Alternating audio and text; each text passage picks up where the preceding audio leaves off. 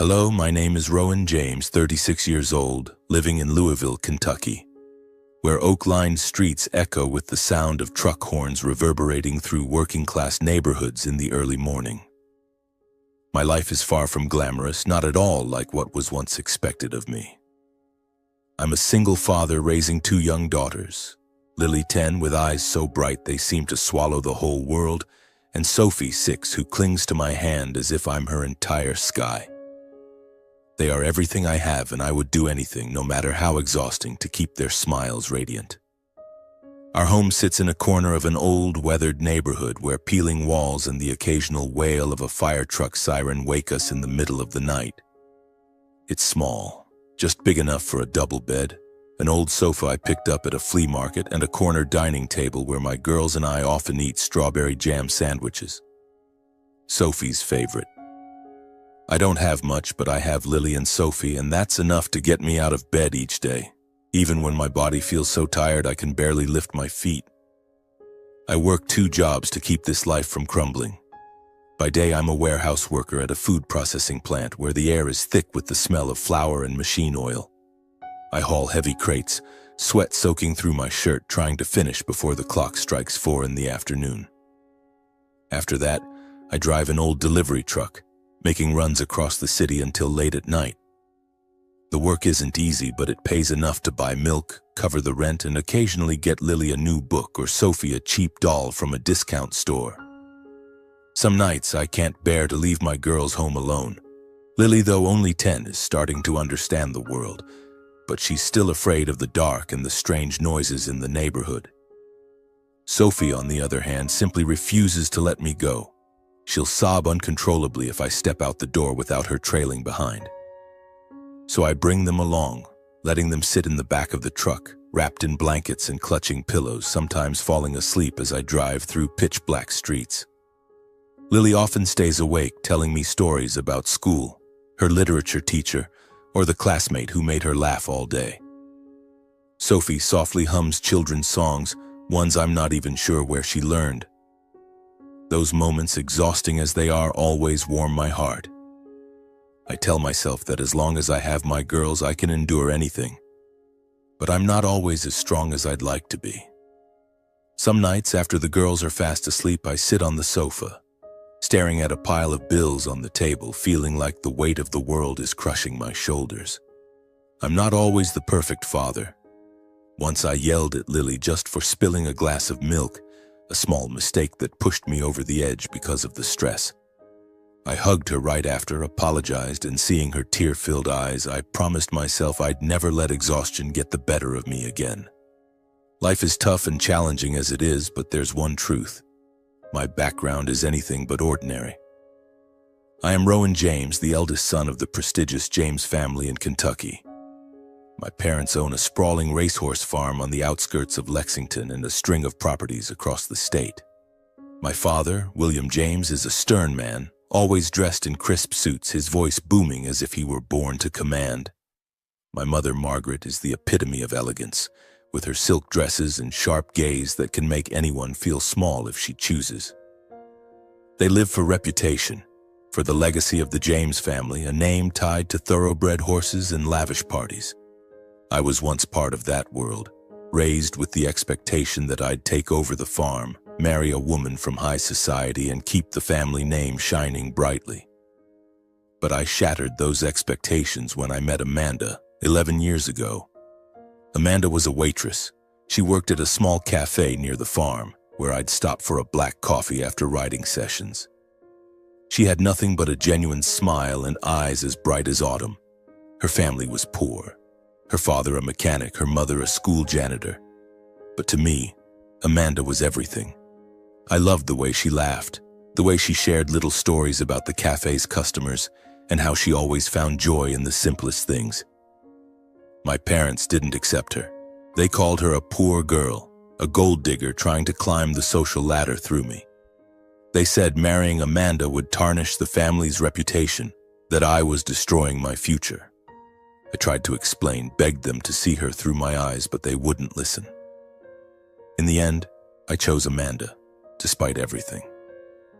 We married in a simple ceremony at City Hall with only a few close friends and her family. My parents didn't come, nor did my sister Charlotte. Charlotte, my sister 7 years younger, is my parents' darling. She's beautiful, intelligent, and always knows how to please people. Charlotte grew up in luxury with expensive dresses, European vacations, and a level of indulgence that sometimes made even me, her older brother, feel jealous. I don't blame Charlotte, but I can't deny there's always been a distance between us. When I married Amanda, Charlotte sided with our parents, looking at me with a mix of pity and disdain. She didn't say much, but I knew she thought I'd brought failure upon myself. My marriage to Amanda lasted 9 years, but it wasn't a fairy tale. We loved each other, but life was hard. Amanda wanted a more comfortable life, a bigger house, vacations we could never afford. I tried, working day and night to give her and the girls something better, but I couldn't meet her expectations. 2 years ago, Amanda left me. She stood at the door, suitcase packed, and told me in a cold voice that she'd been wrong to think I'd inherit the family fortune. "I thought you'd be my way out, Rowan," she said, her eyes devoid of warmth. "But you have nothing." She left with a wealthier man, leaving me with Lily and Sophie and a broken heart.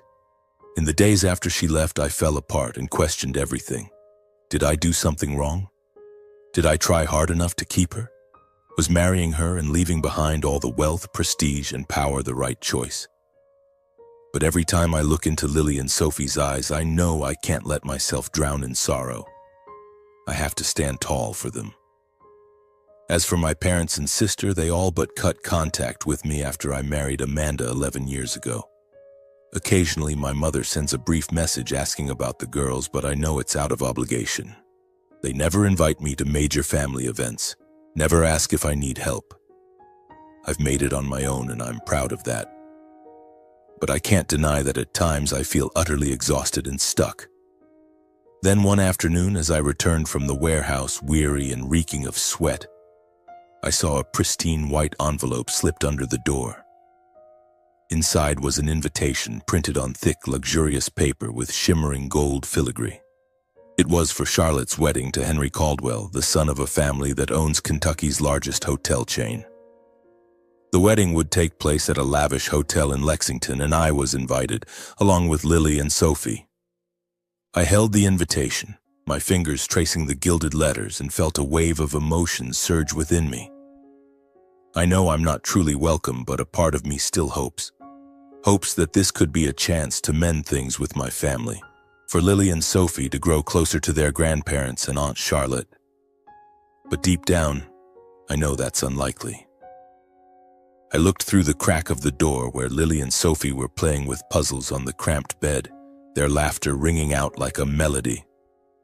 I wondered if I should take them to a place where I knew we'd be looked down upon. I called Lily and Sophie over. "Girls," I said, trying to keep my voice gentle, "Aunt Charlotte is getting married. Grandma and Grandpa invited us to the wedding. Do you want to go?" Sophie's eyes lit up as if I'd just promised a trip to an amusement park. "A wedding? Will there be cake, Daddy? Will there be dancing?" She bounced up and down, her messy blonde hair swinging. I couldn't help but laugh despite the heaviness in my chest. Sophie always found joy so easily, even in the smallest things. Lily, on the other hand, tilted her head, her big brown eyes studying me intently. At 10 years old, she sometimes seemed wiser than I was. "Do you want to go, Daddy?" she asked, her voice soft but sharp, as if she sensed something was off. I hesitated. I wanted to say no, to confess that I was afraid to step back into my parents' world, where I'd always been seen as an outsider. But I couldn't say that to Lily. She deserved to know more about her family, no matter how distant they were. "I think it'll be fun," I said, forcing a smile. "There'll be flowers, music, and definitely cake for Sophie." Lily nodded, but I knew she wasn't entirely convinced. She pulled Sophie close, whispered something, and then they both shouted in unison, "Let's go, Daddy!" Their laughter made me forget my worries, if only for a moment. I made up my mind. We would go, not to prove anything to my parents or Charlotte, but because I wanted Lily and Sophie to have a special day. a beautiful memory, even if only through their innocent eyes. Preparing for the wedding was a challenge. I didn't have much in savings. Most of what I earned went to rent, food, and the girls' necessities. But I couldn't let Lily and Sophie show up in worn-out clothes, especially knowing my family would scrutinize every detail. I wanted my girls to feel confident, even just a little, among those unfamiliar stares. I took them to a discount store on the outskirts of Louisville. Sophie practically leaped with excitement when she saw a pale pink dress with delicate lace trim. "Daddy, I want this one," she squealed, clutching the dress as if someone might snatch it away. Lily chose a simple navy blue dress, but when she tried it on, I hardly recognized her. She looked like a little princess with her long hair neatly tied back and her eyes shining brightly. I swallowed hard, trying to hold back the lump in my throat. "You both look beautiful," I said, and I meant it. As for me, I had the old suit I'd worn at my own wedding 11 years ago. It was a bit tight at the shoulders and frayed at the elbows, but it would do. As long as my girls were respected and cherished, that was enough for me. In the mornings leading up to the wedding, I'd stand in front of the mirror, adjusting my tie and studying my face, now weathered like a wilted lemon, etched with wrinkles from years of hardship. But I told myself I didn't need to look perfect. I just needed to be there for my girls and for the faint hope that my family might see me differently. The day of the wedding arrived, and the Lexington sky was clear. Not a cloud in sight. I drove the girls in my old truck to the Grand Regency Hotel where the event was being held. From a distance, the hotel looked like a palace, with white marble columns and twinkling lights spilling from towering windows. I felt out of place the moment I stepped out of the truck, as a valet gave my worn suit a fleeting, disdainful glance. I held Lily and Sophie's hands and led them through the grand lobby where enormous bouquets of white roses were neatly arranged and servers in crisp black and white uniforms glided by like part of a choreographed dance. Inside the banquet hall, the atmosphere was steeped in opulence. The tables were draped in white silk, adorned with gleaming silver cutlery and expensive wine glasses. The guests, all from Kentucky's elite, chatted animatedly, their laughter echoing like an unending symphony. I recognized a few faces, old friends of my parents, business associates of the James family, but no one looked our way, or if they did, it was just a quick glance, as if we were part of the backdrop. We were ushered to a table in a far corner near the service area where waiters bustled in and out. I could sense the deliberate placement. My parents didn't want us near the center where the spotlight would shine on Charlotte and her groom, Henry Caldwell. I tried not to dwell on it, pulling out chairs for Lily and Sophie and whispering, "Eat whatever you like, okay? Today's a special day." Sophie looked around, her eyes wide, mesmerized by the sparkling chandeliers. "Daddy, this place is like a castle," she exclaimed, drawing a few glances from the nearby table. I smiled, but a heavy feeling was growing inside me. Lily, more perceptive, sat quietly, clutching the hem of her dress. I knew she sensed the distance even if she didn't say it. The reception began with soft music from a live orchestra. Charlotte entered, breathtaking in a floor-length white wedding gown adorned with glittering crystals. Henry, the groom, stood beside her, tall and composed in a flawless black tuxedo. They looked like a couple straight out of a magazine, and the room erupted in applause. I watched Charlotte searching for a trace of the little sister I used to play with as a child, but all I saw was a stranger with a perfect smile and cold eyes. My parents sat at the head table right by the stage. My father, William, was as stern as ever, while my mother, Margaret, glowed in an emerald silk dress, nodding to guests like a queen. They didn't look my way, not once. I told myself I was used to it, but the truth was each averted glance felt like a knife. The waiters began serving fine wine and fragrant, exquisitely presented dishes. Charlotte and the groom slowly ascended the stage. The bride was radiant in her pristine white wedding gown, the chandelier light reflecting off the crystals sewn into it, making her look like a princess from a fairy tale. Applause erupted, and I saw my parents, William and Margaret, seated at the head table, holding their heads high as if this were the proudest moment of their lives. Charlotte took the microphone, her voice sweet and confident, but with a sharpness I knew all too well. She thanked the guests, thanked Henry, thanked our parents for giving her a perfect life. Then she paused, her smile widening, and a chill ran down my spine. She scanned the crowd, her gaze gliding over unfamiliar faces before settling on the corner of the room where my daughters and I sat. "Family is the most precious thing, isn't it, everyone?" Charlotte said, her voice ringing out, warm yet tinged with something artificial. "We all strive to protect our family's happiness and dignity no matter what happens. And I know somewhere in this room my brother, Rowan James, is here to witness this special day. Rowan, are you there?" My heart pounded. I didn't want to stand, didn't want to be the center of attention, but hundreds of eyes began turning toward our corner. Lily looked at me, her eyes filled with worry, while Sophie innocently asked, "Daddy, Aunt Charlotte's calling you." I took a deep breath, trying to stay calm, and stood, raising my hand awkwardly. "I'm here," I said, my voice hoarse, forcing a smile. A waiter quickly approached, handing me a microphone. I gripped it, the cold metal sending a chill through my fingers. I didn't know what Charlotte was up to, but a bad feeling was growing inside me. I glanced at Lily and Sophie, trying to reassure them with my eyes, though I was trembling inside. Charlotte smiled, but there was no warmth in it. "Oh, Rowan, it's so wonderful to see you here," she said, her tone sweet but laced with sarcasm. "You know, everyone, my brother is a special example of choosing his own path. He married a poor girl against our family's advice, thinking love would be enough to change his life. And now, he's a single father, raising 2 little girls alone, working day and night to scrape by. Truly admirable, isn't it? Still showing up today, even with nothing to his name." The banquet hall erupted in laughter, as if Charlotte had just told the funniest story of the evening. I felt the blood rush to my face, my ears ringing, the world around me seeming to shrink. Their laughter wasn't just aimed at me, it mocked the years I'd fought, the sleepless nights caring for Lily and Sophie, the times I'd swallowed my pride to give them a better life. I wanted to shout, to fight back, but I stood there, microphone in hand, unable to utter a word. My mother, Margaret, stood up, snatching a microphone from a nearby waiter. She looked at me, her gaze icy, as if I were a stain on the family's reputation. "Charlotte's right," she said, her voice loud and sharp. "If Rowan had listened to his parents, followed the path we laid out for him, he wouldn't be paying the price with a miserable life, raising 2 children alone in poverty.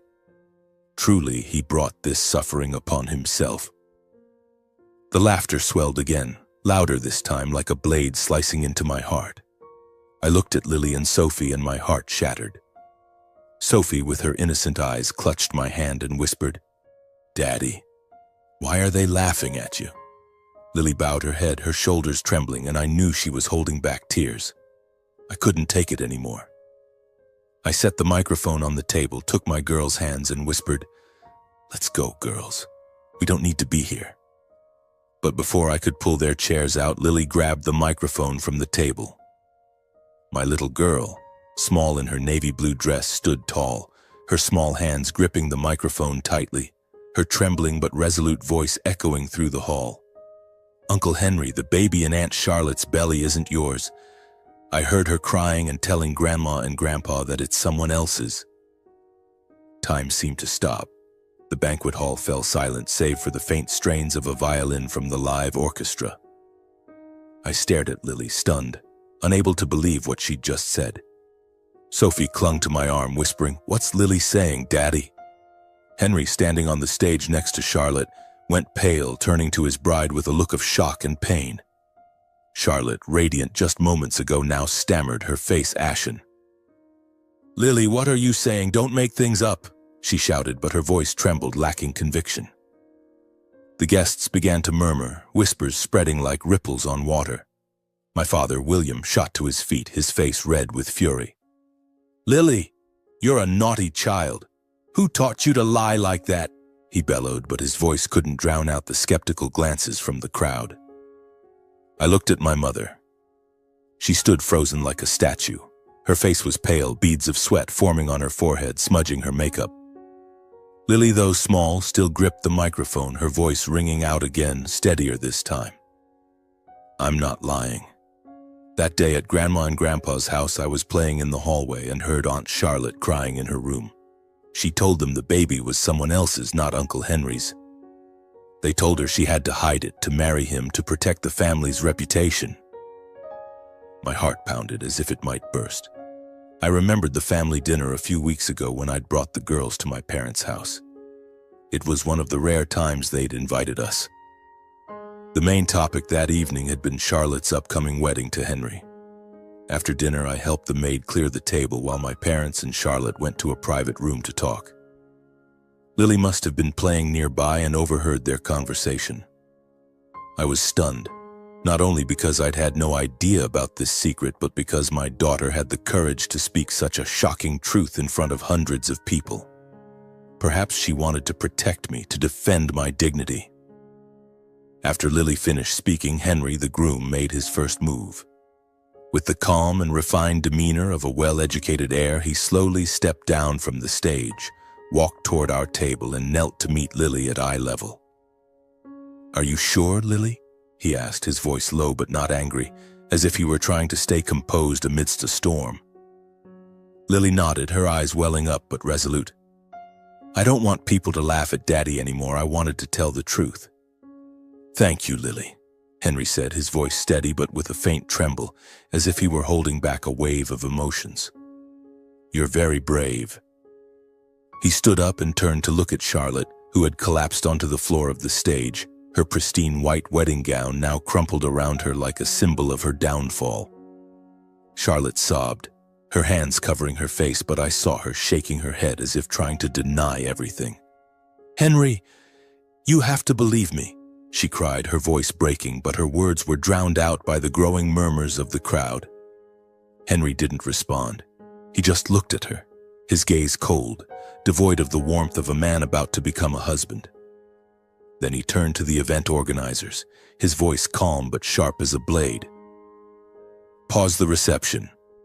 Cancel the remaining ceremonies. I need time to sort this out." The banquet hall exploded.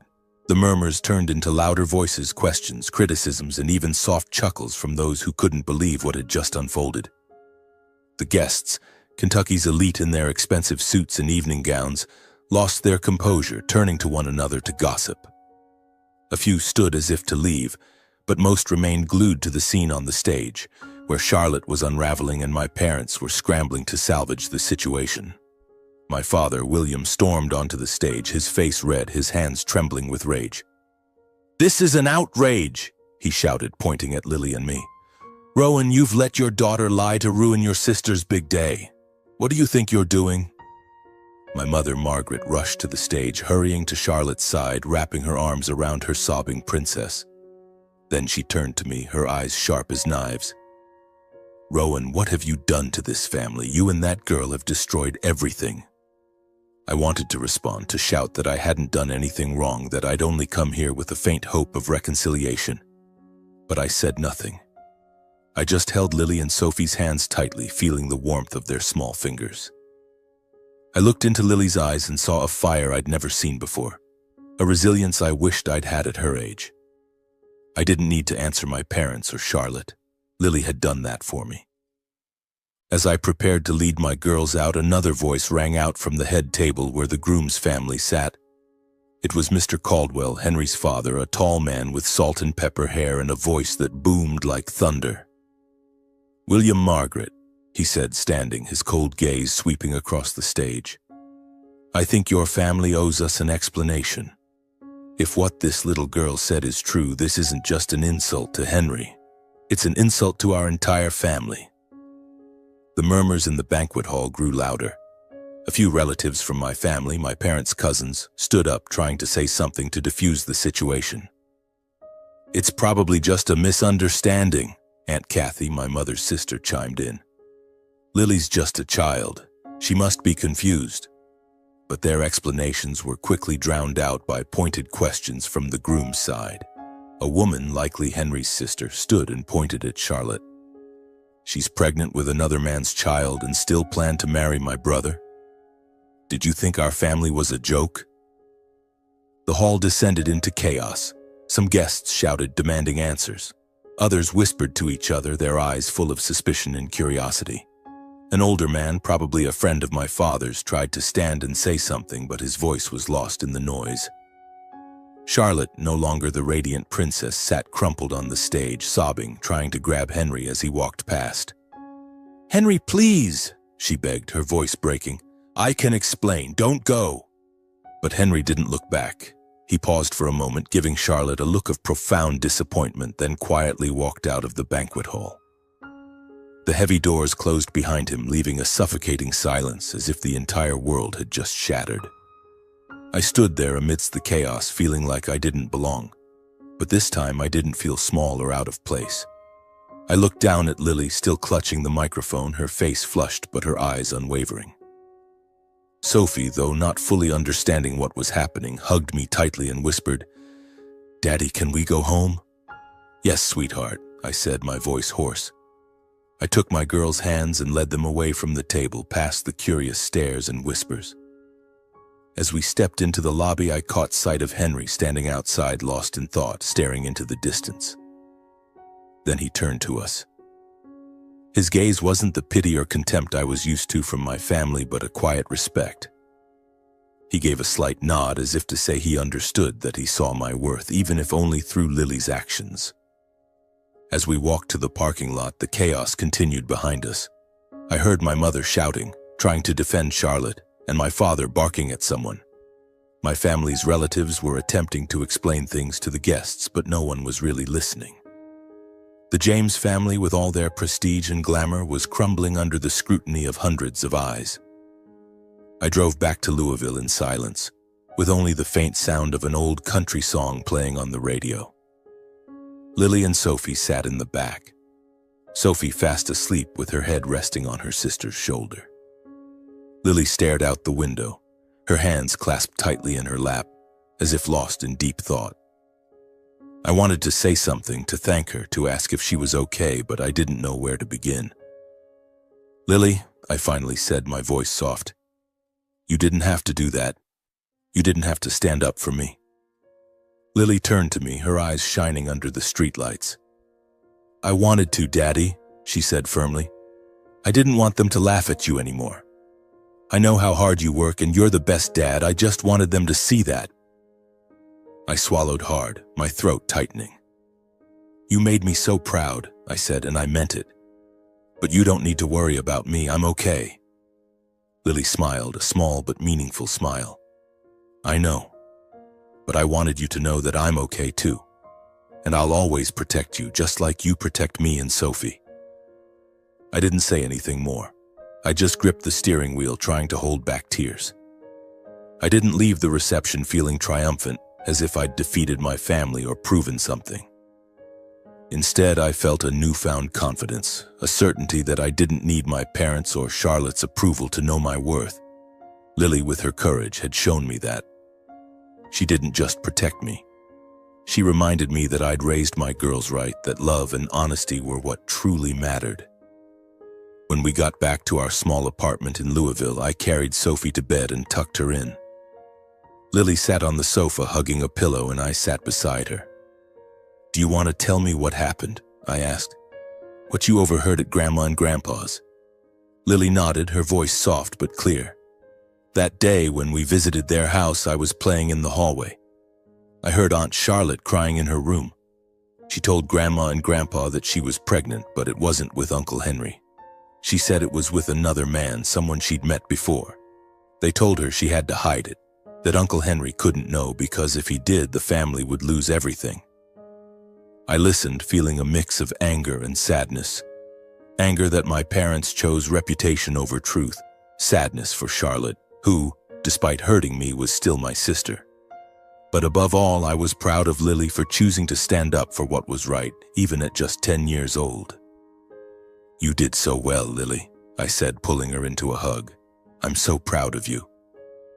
In the days following the wedding, our small apartment in Louisville felt quieter than ever. The radio still played old country songs, Sophie's chatter about her dolls filled the air, and Lily's soft reading from her corner of the room remained familiar sounds. But something was different. It wasn't that the world outside had changed, it was a lightness I felt, as if a heavy stone had been lifted from my chest. Lily, with her courage, had not only defended me against my family's mockery, but also shown me that I didn't need anyone's validation to know who I was. I didn't hear directly from my parents or Charlotte, but whispers from old acquaintances found their way to me. Charlotte's wedding had been canceled. Henry, true to his principled nature, demanded a DNA test right after the reception. The results confirmed what Lily had said. The baby in Charlotte's womb wasn't his. He cut off all contact with her, and the Caldwell family, with their pride and prestige, publicly condemned the James family for trying to conceal the truth. The James name, once a symbol of glamour in Kentucky, became the subject of gossip, not for its wealth or power, but for its deceit. I didn't feel joy at their downfall.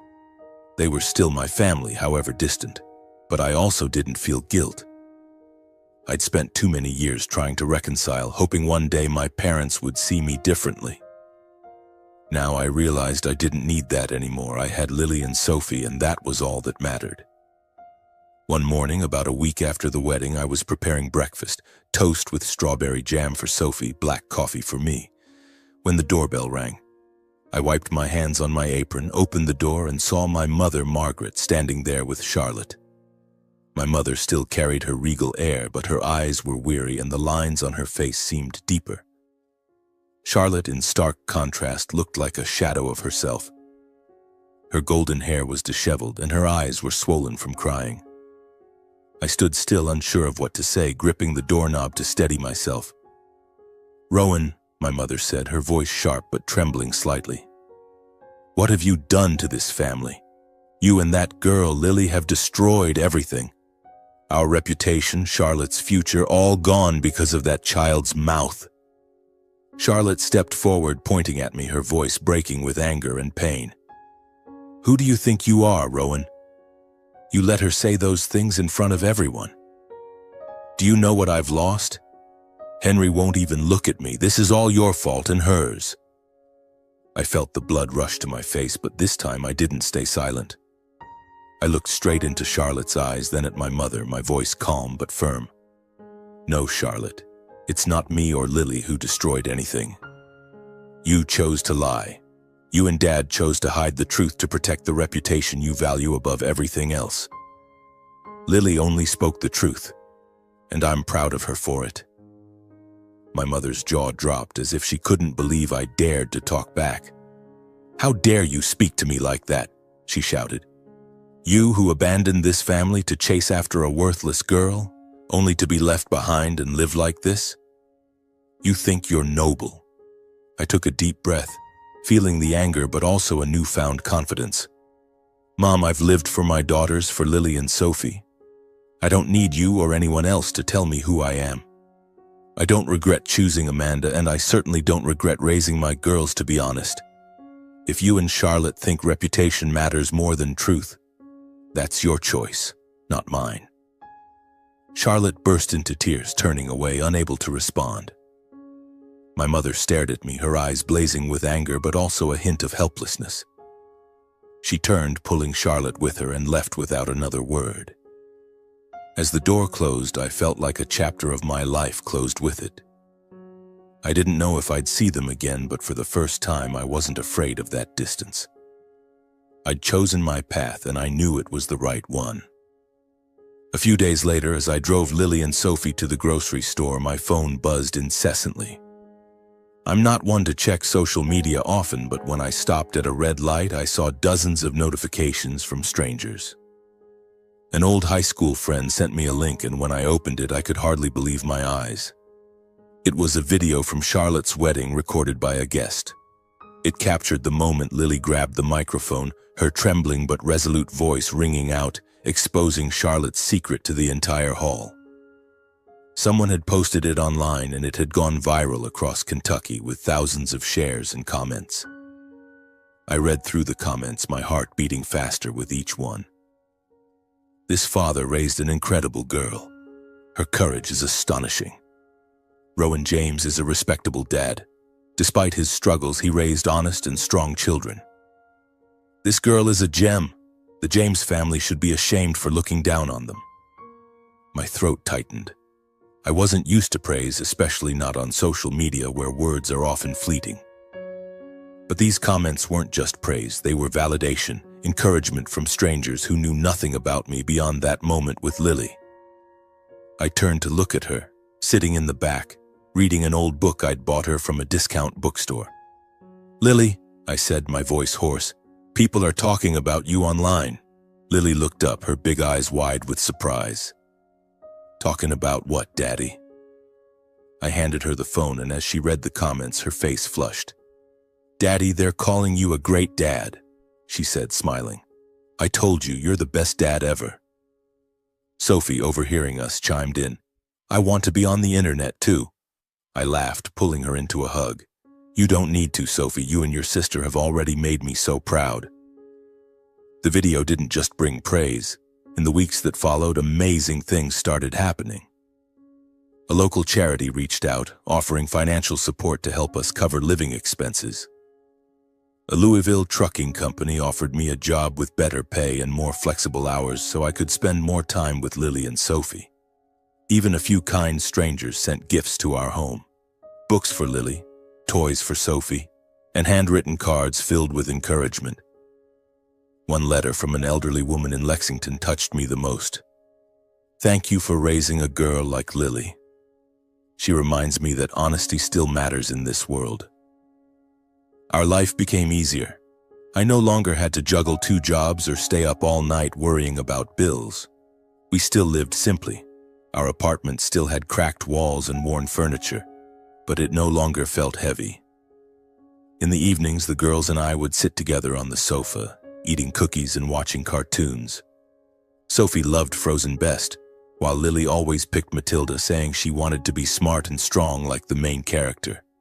Those moments, simple as they were everything I'd ever dreamed of.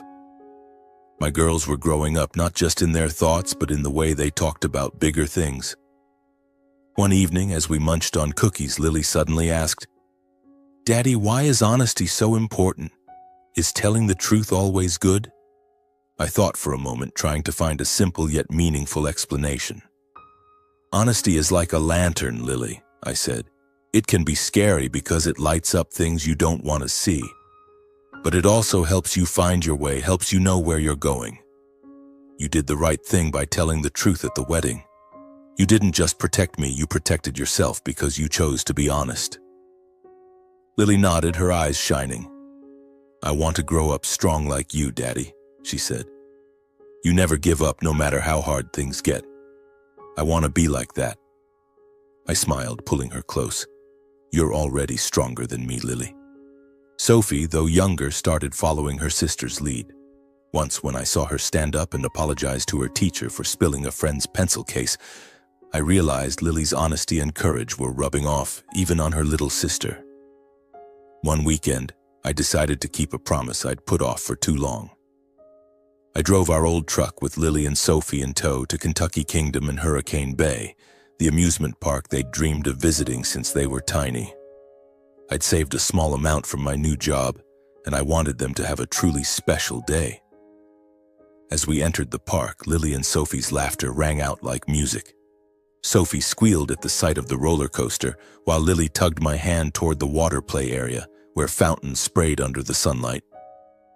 I stood there, watching them play and laugh, feeling a peace I hadn't known in years. The sun filtered through the trees, catching the joy on Lily and Sophie's faces, and I knew this was why I existed. I sat on a bench watching them dart through the water jets and thought about my journey. I used to think strength lay in wealth and reputation, in the things my parents always valued. But now I realized true strength was in the love and honesty I gave my girls. Lily, with her courage, hadn't just saved my dignity. She'd changed how I saw myself. I was no longer Rowan James, the failure in my family's eyes. I was Rowan, Lily and Sophie's father, a man who didn't need anyone else to define him. As the sun began to set, I called the girls over, handing each a cone of ice cream. We sat on the grass, watching the park's lights start to glow. Sophie leaned her head on my shoulder, and Lily sat cross-legged, smiling. Daddy, today was the best day ever, Sophie said, her voice sleepy. Lily nodded, looking at me with shining eyes. Daddy, we'll have more days like this, right? Absolutely, I said, pulling them both into a hug. So many more. Our pink chapter has only just begun, my darling.